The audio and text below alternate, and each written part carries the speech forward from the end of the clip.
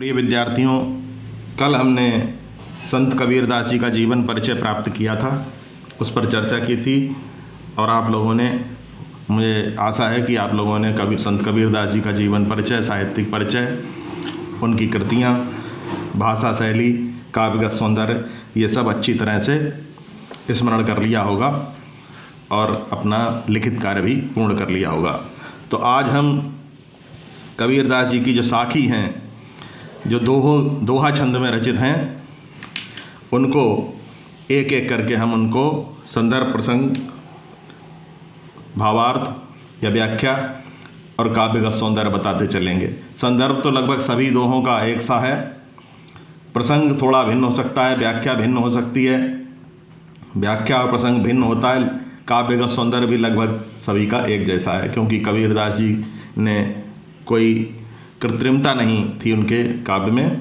जो स्वाभाविक रूप से उनकी लय थी, स्वाभाविक रूप से उनका जो छंद रचने की कला थी, क्योंकि वो मौखिक ही गाते थे और उनके शिष्य उसको लिपिबद्ध करते थे, तो इसलिए उनके अधिकांश दोहो साखियों में एक जैसे ही अलंकार रस छंद हैं। तो आइए, सबसे पहला दोहा। सतगुरु हमसू रीझ कर कहया एक प्रसंग, बरस्या बादल प्रेम का भीज गया सब अंग। तो संदर्भ इस तरह से लिखेंगे कि प्रस्तुत दोहा या प्रस्तुत पंक्तियाँ संत कबीर द्वारा रचित साखी से लिया गया है, या पंक्तियाँ लिखते हैं तो साखी से ये पंक्तियाँ ली गई हैं। ये हमारी पाठ्य पुस्तक के काव्य खंड में संकलित हैं। अब प्रसंग जो पहला दोहे का है, इसमें संत कबीर ने गुरु का महत्व बताते हुए कहा है कि गुरु की कृपा से ही ईश्वर के प्रति प्रेम उत्पन्न होता है। अब आते हैं इसकी व्याख्या पर। कबीरदास जी कहते हैं कि सतगुरु ने मेरे श्रद्धा भाव से प्रसन्न होकर, सतगुरु हमसू रीझ कर, मेरे श्रद्धा भाव से प्रसन्न होकर कहया एक प्रसंग, मुझे ज्ञान की एक बात समझाई, बरस्या बादल प्रेम का, जिसे सुनकर मेरे हृदय में ईश्वर के प्रति सच्चा प्रेम उत्पन्न हो गया, भीज गया सब अंग, और वह उपदेश मुझे ऐसा प्रतीत हुआ मानो ईश्वर के प्रेम रूपी जल से भरे बादल बरसने लगे हों। तो उस ईश्वरीय प्रेम की वर्षा से मेरा अंग अंग भीग गया। यहाँ कबीरदास जी के कहने का भाव ये है कि सतगुरु के उपदेश से ही हृदय में ईश्वर के प्रति प्रेम उत्पन्न होता है और उसी से मन को शांति मिलती है। इस प्रकार जीवन में गुरु का अत्यधिक महत्व है।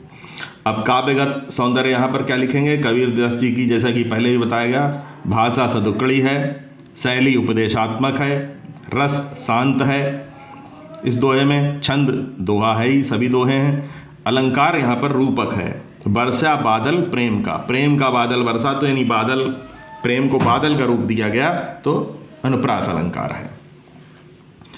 फिर है राम नाम के पट तरे, देवे को कछु नाही, क्याले गुरु संतोषिए हौस रही मनवाही। राम नाम के पट तरे, यानी राम नाम की तुलना में, ईश्वरीय ज्ञान की तुलना में देने के लिए कुछ भी उसके तुल्य नहीं है, उसके समतुल्य कोई सांसारिक पदार्थ इतना मूल्यवान नहीं है जो ईश्वरीय ज्ञान की तुलना में उससे ईश्वरीय ज्ञान की तुलना की जा सके या उसकी गुरुदक्षिणा के रूप में दिया जा सके। क्याले गुरु संतोषिए, और मैं, कबीरदास जी कहते हैं कि मेरी ये इच्छा अपूर्ण ही रह गई कि मैं गुरुदक्षिणा में क्या दूं, ये मेरी इच्छा अपूर्ण ही रह गई, क्योंकि इसकी तुलना में कुछ भी तो नहीं है, ईश्वरीय ज्ञान की या राम नाम की तुलना में कुछ भी तो नहीं है। ज्ञान प्रकाश्या गुरु मिल्या, सोजन बीसर जाए। ज्ञान प्रकाश्या, तो यहाँ पर राम नाम के पटतरे देवे को कुछ नाई, क्याले गुरु संतोषी हौस रही मनमाही। तो यहाँ मनमाही में अनुप्रास अलंकार हो सकता है, बाकी इसमें भाषा सदुक्कड़ी है ही, छंद दोहा है, रस शांत है, शैली उपदेशात्मक है। अब अगला है ज्ञान प्रकाश्या गुरु मिल्या, सोजन बीसर जाए। कबीर का कहना है कि ईश्वर की महानता या ईश्वर की महान कृपा से ही हमें गुरु की प्राप्ति हुई। सद्गुरु ने ही ज्ञान दिया है।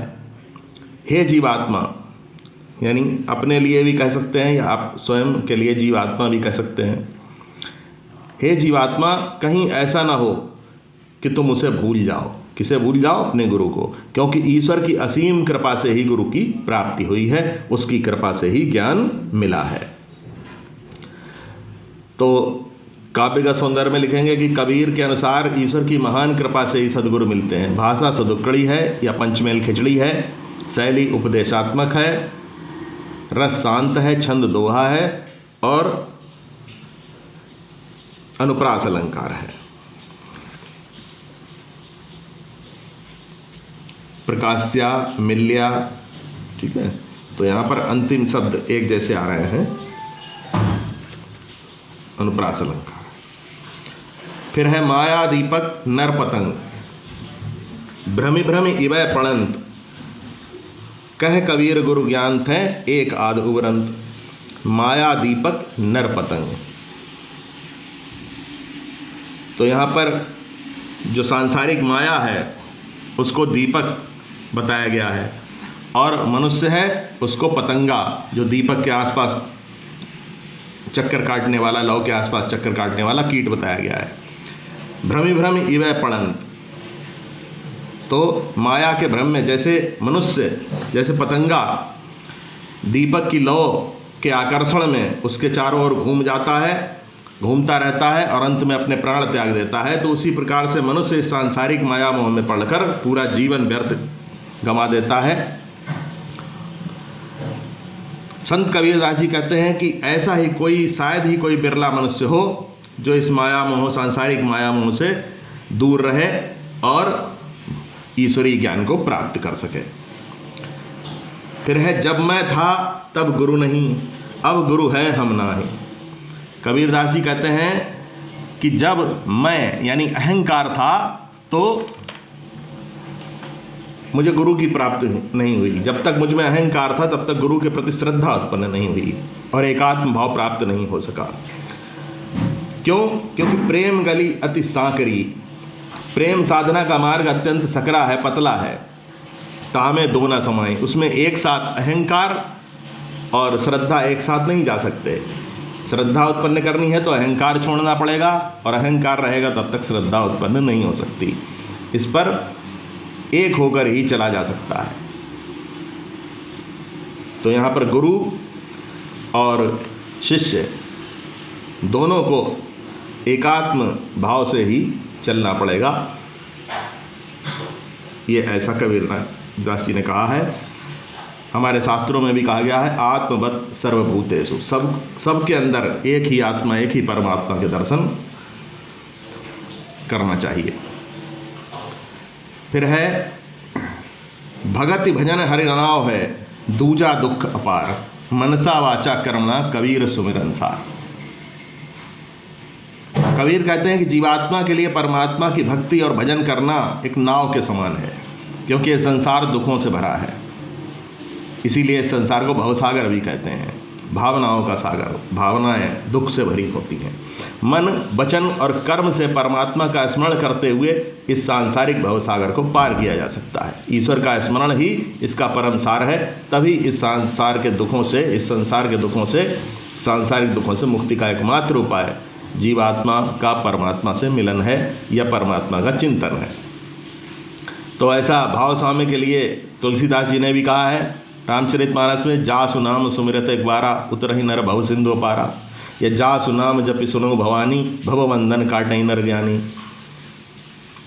तो यहाँ पर भाषा सदुक्कड़ी है, शैली उपदेशात्मक है, रस शांत है, छंद दोहा है, अलंकार रूपक है और अनुप्रास दो अलंकार है। भगत भजन हरि नाव, यानी भक्ति को नाव कहा गया है, नाव का रूप दिया गया है, तो यहाँ पर रूपक अलंकार है। फिर कबीर चित्त चमकिया चहुदिस लागी लाए, हरि सुमिरन हाथू घड़ा बेगे लेहु बुझाए। कबीर चित्त चमकियाँ, यानी ये मन बड़ा चंचल है, मन बहुत ही भटकने वाला है। तो चारों ओर वासनाओं की, विषय वासनाओं की आग लगी हुई है। कबीर कहते हैं कि हे मन, तेरे अंदर विषय वासनाओं की जो आग लगी है उसको बुझाने का एक ही उपाय है, वो है ईश्वर के नाम का स्मरण। हरि सुमिरन हाथू घड़ा। ईश्वर का स्मरण ध्यान जल से भरा हुआ घड़ा है, शीघ्र ही इसको मन पर उड़ेल कर वासनाओं की आग बुझा ले।